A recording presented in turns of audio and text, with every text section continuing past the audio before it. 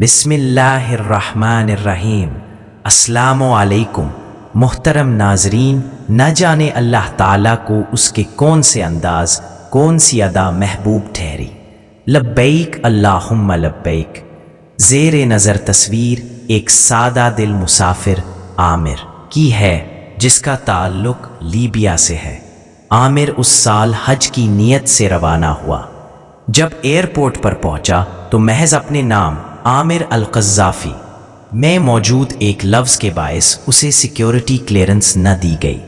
یوں جہاز عامر کے بغیر ہی اڑان بھر گیا، لیکن قدرت کو کچھ اور ہی منظور تھا۔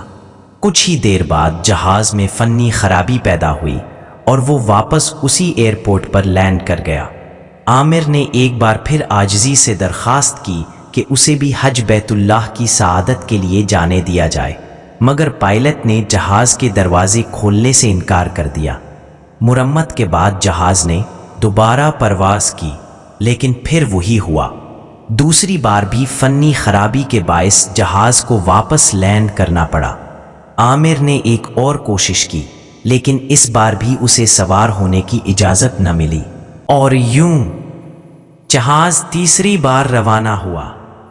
لیکن تیسری بار بھی قدرت کی مداخلت سامنے آ گئی۔ ایک بار پھر فنی خرابی ہوئی اور ایک بار پھر جہاز لوٹ کر آ گیا۔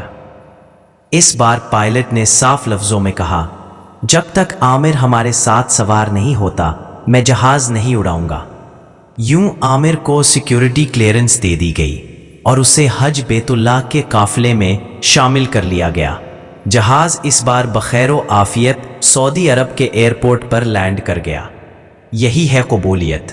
حج کی تیاری سب کرتے ہیں، لیکن زیارت کے لیے چنا جانا اصل کامیابی ہے۔ کچھ لوگ زمین پر غیر معروف ہوتے ہیں، مگر عرش پر ان کا نام جانا پہچانا اور محبوب ہوتا ہے۔